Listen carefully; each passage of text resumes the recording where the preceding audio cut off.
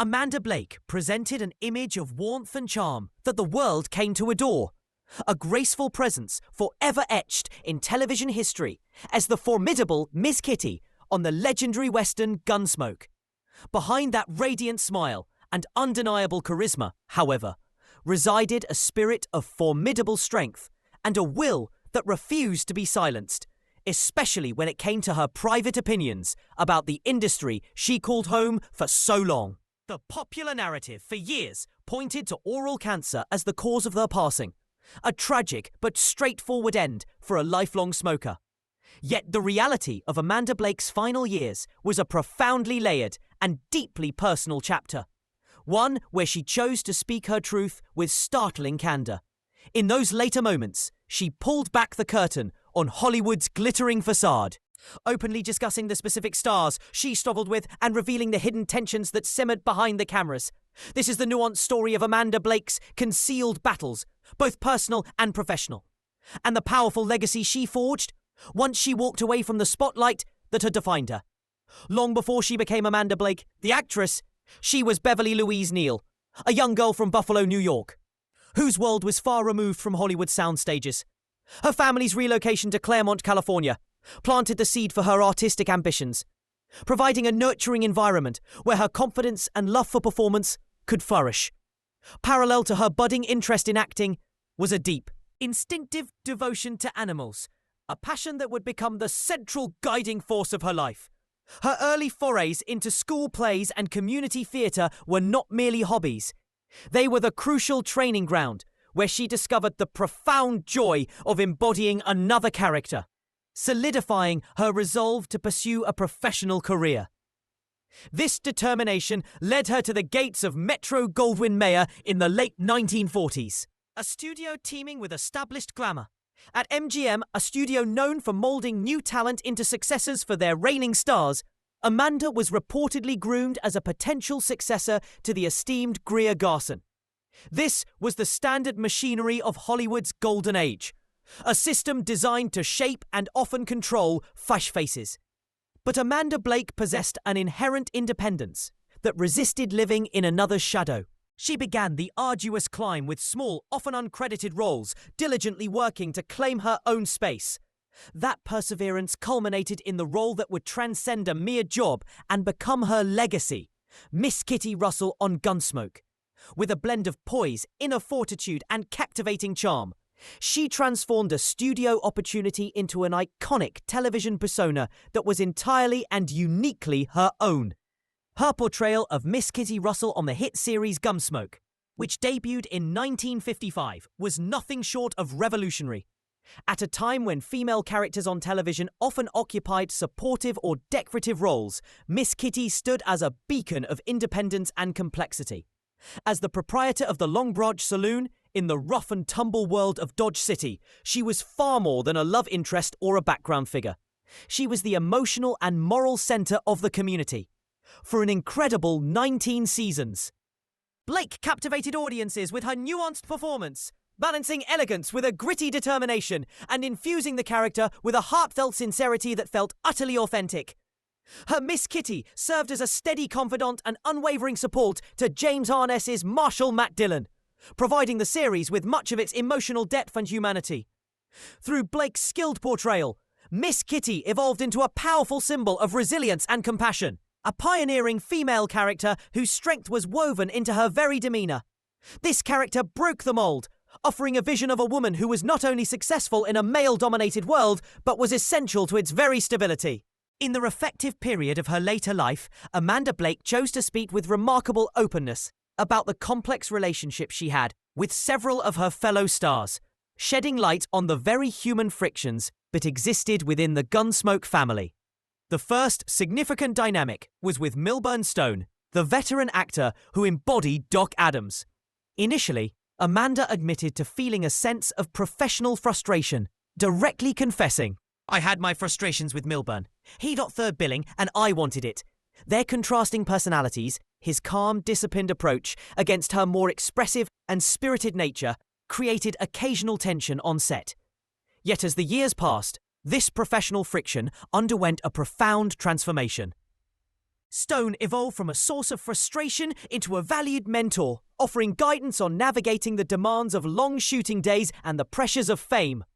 What began as a competitive tension gradually matured into a bond of genuine admiration and deep respect, illustrating how first impressions in the collaborative pressure cooker of television can be wonderfully deceptive. Her relationship with James Arness, the cornerstone of Gunsmoke, was defined by a powerful, if sometimes challenging, professional synergy. While their characters shared one of television's most tantalizing will they won't they romances, their off-screen approaches to their work were distinctly different. Arness was naturally reserved and introspective, often internalizing his process, while Blake brought a more emotionally open and energetic presence to the set. These divergent styles sometimes led to friction, particularly when Amanda advocated for more layered storylines for her character. Despite these occasional creative differences, they maintained a steadfast, mutual respect, learning to navigate their individual methods to create the compelling on-screen partnership that viewers adored.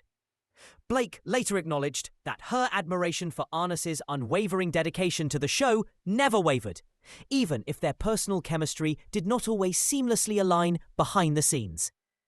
Another fascinating dynamic existed with a young, pre-superstardom Burt Reynolds. Blake perceived him as immensely talented but occasionally overconfident, his bold energy and tendency to improvise sometimes clashing with the more rehearsed and orderly rhythm the established cast preferred. Her own value for precision made his unpredictable approach a challenge, yet she never failed to recognize the raw magnetism and undeniable potential that would soon propel him to international fame. Perhaps the most light-hearted of these behind-the-scenes adjustments was with Ken Curtis, who played the beloved Festus Hagen. Curtis was adored for his infectious humor and warm personality, but his spontaneous improvisations and exuberant energy could at times create minor disruptions for Blake when she was deeply focused on delivering a polished and precise performance. The clash between her measured technique and his lively, unscripted moments represented the natural creative tensions that can arise in any long-running ensemble. However, any minor irritations were overwhelmingly eclipsed by a genuine fondness and deep-seated camaraderie. Amanda always held Curtis's comedic brilliance and the immense heart he brought to the Gunsmoke family in the highest regard, where years of shared experience forging a bond that easily withstood momentary differences in working style. When Amanda Blake made the monumental decision to leave Gunsmoke after its 19th season, the impact was deeply felt by its devoted audience. For nearly 2 decades, she had been the heart of the show, and her departure felt like the end of an era. Miss Kitty was more than a character. She was a symbol of resilience in a rugged world, and Amanda's portrayal had given her a soul. The subtle, unspoken romance between Kitty and Matt Dillon was a masterclass in nuanced storytelling, a tension that kept audiences invested for years. After appearing in over 500 episodes, however, Amanda felt the weight of the relentless routine. The early mornings and long days had taken their toll, and she yearned for a life beyond the character that had defined her. She walked away from Hollywood and settled into a tranquil existence at her ranch in Phoenix, Arizona, finally creating the space for her other great love, her passion for animal welfare, to fully flourish. This conscious step away from fame was not a retreat, but a reclaiming of her own identity, a triumph of personal peace over public acclaim. Amanda Blake's devotion to animals was a lifelong, defining commitment that extended far beyond casual interest.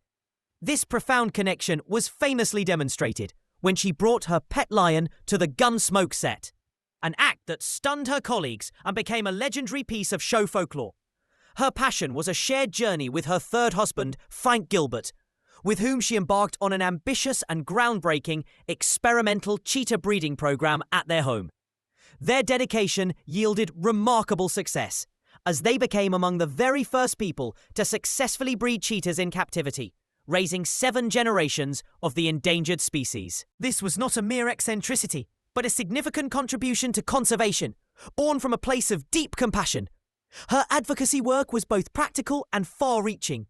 She co-founded the Arizona Animal Welfare League, which has grown into the state's largest and oldest no-kill shelter, and she was a pivotal supporter of the Performing Animal Welfare Society, PAWS.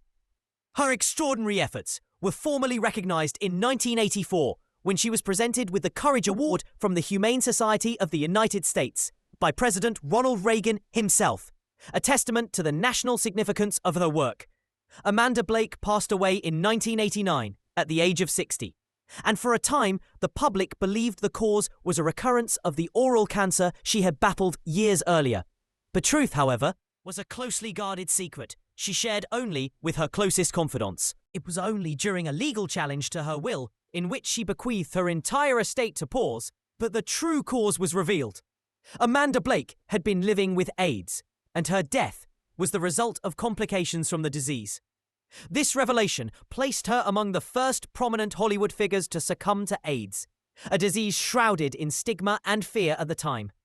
She faced her diagnosis with immense courage and grace, and according to her agent, even in her final days, her spirit and determination remained unbroken, as she expressed a desire to return to acting. The question of how she contracted the virus remains a subject of speculation, with theories ranging from her fourth husband, Mark Spaeth, who also died from AIDS, to her extensive conservation work in Africa. Amanda Blake's legacy is thus a dual one. She is forever remembered as the iconic Miss Kitty, the strong-willed saloon owner who charmed millions. But she is also remembered as a woman of immense compassion and startling bravery, who left a lasting imprint on the world of animal welfare and faced her ultimate private challenge with unwavering strength and dignity.